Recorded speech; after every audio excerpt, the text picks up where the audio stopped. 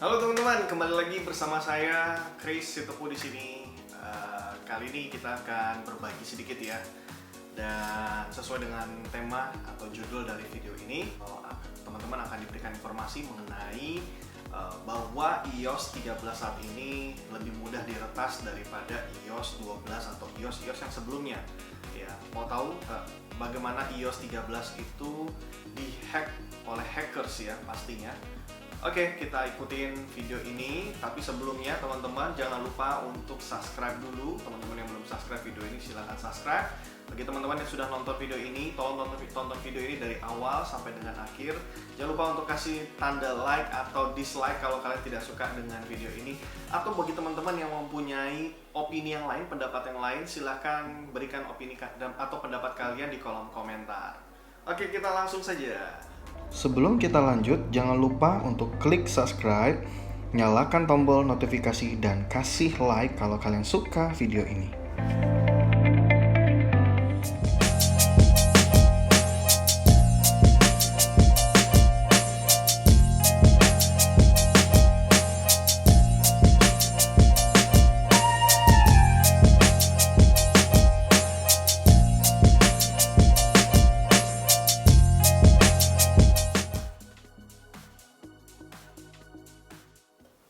Hi Siri, call my lovely wife.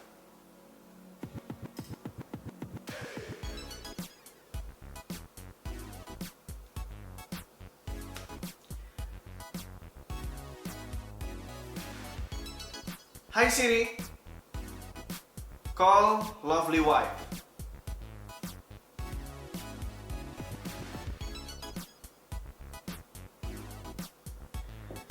Oke teman-teman, kalian tadi sudah lihat ya bagaimana saya mempraktekkan bahwa iOS 13 saat ini memungkinkan bagi kita untuk masuk ke iPhone kita. Di sini iPhone yang saya gunakan adalah iPhone 7 Plus.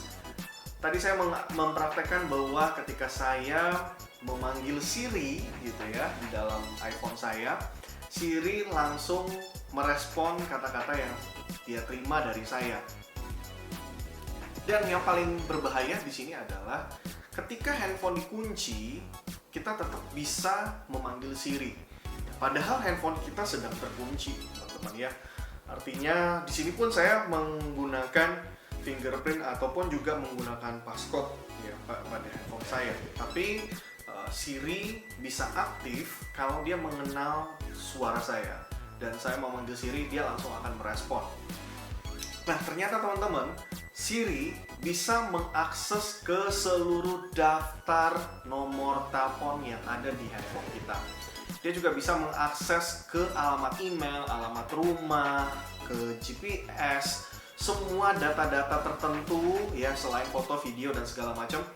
Dia bisa akses, ya Siri bisa mengaksesnya tanpa harus membuka iPhone tersebut. Nah, ini membuka celah sebenarnya teman-teman. Ini membuka celah bagi para hacker ya, bagi para hacker untuk menghack iPhone kita.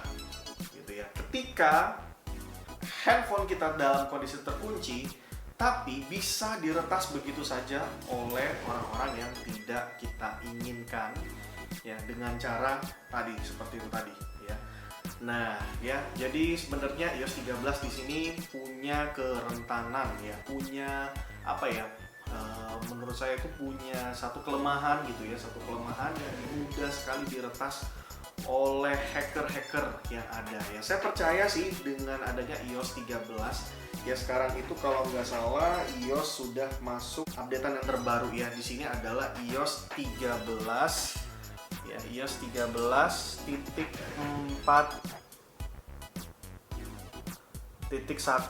ya. Di sini sudah saya update iOS yang terbaru ya. Dengan adanya updatean dari iOS yang terbaru, otomatis sistem keamanan pada iPhone kita akan semakin lebih baik, akan lebih terjamin gitu ya. Tapi tetap saja ada kelemahan-kelemahan ya. Walaupun ada sistem keamanan yang bagus, tapi tetap saja ada kelemahan-kelemahannya. Hati-hati bagi teman-teman yang punya iPhone, punya iPad ya. Ketika teman-teman sudah terkoneksi dengan internet gitu ya, pasti akan ada peluang-peluang bagi para hacker untuk masuk ke dalam basis data di dalam iPhone atau iPad kita.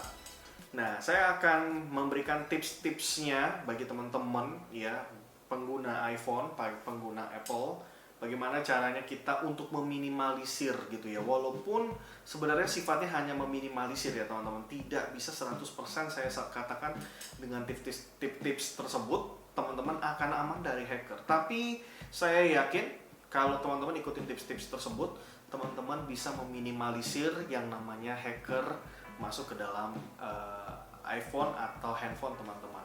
Tapi tips-tips tersebut akan saya berikan pada video saya yang selanjutnya. Jangan lupa teman-teman untuk tonton nanti di video saya yang selanjutnya saya akan buat. Karena kalau saya kasih tahu di sini, berikan informasi di sini, pasti video ini akan panjang sekali, gitu ya. Nah, teman-teman, saya mau cerita sedikit. Kenapa saya mengambil tema ini? Karena beberapa minggu yang lalu saya mengalami 2 kali dihack. Ya, yang pertama yang dihack adalah email saya. Email ini adalah email kerja saya. Yang kedua adalah Instagram saya, teman-teman, yang dihack oleh hacker ya. Saya tidak kenal siapa gitu ya, tujuannya apa gitu ya. Tapi dari situ saya akhirnya belajar, dari situ saya akhirnya mencari tahu bagaimana caranya untuk meminimalisir yang namanya hacker-hacker yang mengganggu sosial media atau sistem data yang ada di dalam iPhone kita. Nah, 2 minggu yang lalu Instagram saya itu dihack gitu ya teman-teman. Ada salah satu hacker yang memasukkan atau mengepost ke dalam feed di Instagram saya tanpa sepengetahuan saya. Saat itu saya bisa tahu karena ada teman saya yang menginfokan kepada saya. Memang sih waktu itu foto yang dipost bukan foto yang berbahaya seperti apa, tapi teman-teman di situ adalah foto dari sepertinya sebuah akun yang dipromosikan oleh si hacker dengan mengepost foto tersebut di Instagram saya gitu ya. Lalu teman saya menginfokan kepada saya, padahal foto tersebut di-like oleh beberapa teman-teman saya, tapi saya tidak terima sama sekali notifikasi ada like atau ada komentar dari teman-teman saya. Nah, pada saat itu teman saya langsung menginformasikan kepada saya melalui WA. Dia tanya, kamu kenapa ngepost foto seperti ini, ada apa gitu ya, ini buat apa sih gitu ya. Lalu saya merasa tidak pernah mengepost foto tersebut. Akhirnya saya membuka Instagram saya dan langsung saya hapus gitu ya. Lalu saya mengamankan Instagram saya ya, tentunya dengan privasi atau mengunci ya, dengan mengubah akun Instagram saya ya sementara. Lalu ada tips-tips yang lain nanti juga saya akan infokan kepada teman-teman ya melalui video selanjutnya. Nah, yang kedua, saya dihack oleh hacker juga. Itu kalau nggak salah sebulan atau 2 bulan yang lalu, saya lupa ingat ya teman-teman.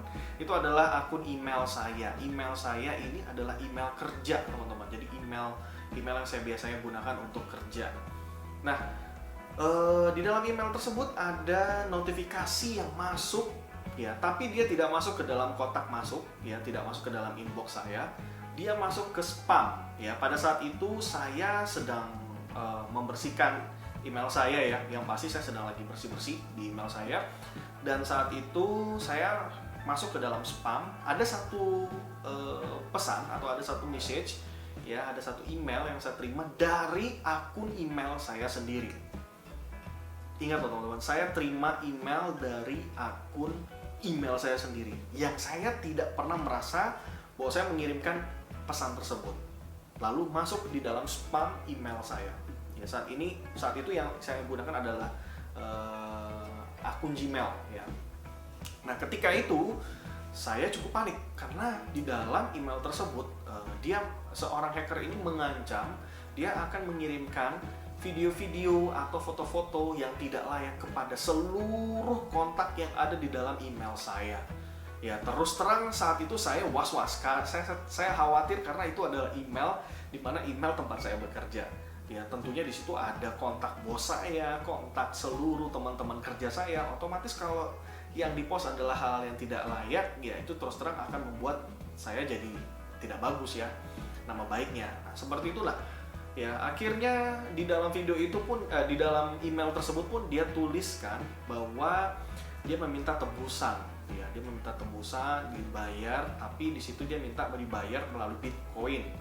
Ya, diminta melalui Bitcoin dan dibilang kalau kamu bayar sekian dolar ke dalam Bitcoin yang saya miliki, saya akan hilang begitu saja. Saya tidak akan mengganggu kamu lagi. Ya, singkat cerita saya tidak percaya dengan dia, walaupun saya sebenarnya cukup was-was teman-teman karena dia bisa mengakses email saya dengan begitu bebasnya. Dia bisa masuk ke dalam akun email saya, mengirim email seperti itu, mengancam keberadaan saya dan segala macam.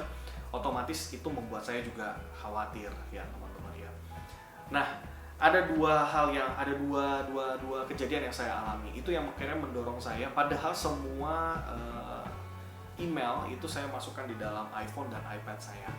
Ya, kenapa bisa begitu ya? Dan saya baru tahu setelah saya menemukan beberapa informasi-informasi yang saya cari, yang saya temukan juga, yang ternyata ada sedikit kerentanan pada iOS 13 yang kita miliki. Ya, tentunya ada juga mungkin aspek yang lain karena saya tidak hanya menggunakan iOS, saya juga tetap menggunakan Windows. Bisa saja juga terjadi karena saya ketika membuka email di Windows saya, teman-teman.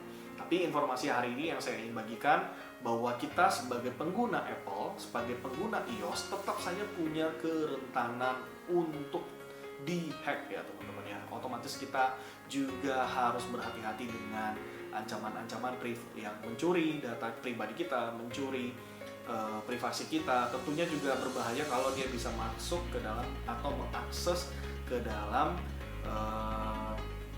e-commerce kita ya. Kalau teman-teman sering bertransaksi di ada e-commerce ya, dengan e-commerce teman-teman dengan kartu kredit mungkin atau dengan debit ya, kemudian juga bisa dia masuk ke dalam ATM banking kita ya. Ini juga yang berbahaya. Bisa kalau dia bisa mengakses sampai seperti itu sangat berbahaya sekali teman-teman. Nah, kedua data ini tentunya akan sangat mengkhawatirkan jika sampai dihack oleh para hacker yang kita tidak kenal ya. Tentu saja mereka punya tujuan yang sangat berbahaya. Oke teman-teman, itu saja hal yang bisa saya sharingkan hari ini. Saya tidak mau video ini terlalu panjang supaya teman-teman bisa mendapatkan informasi yang ingin sekali saya bagikan. Terima kasih teman-teman. Akhir kata saya Chris Tepu. Sampai jumpa.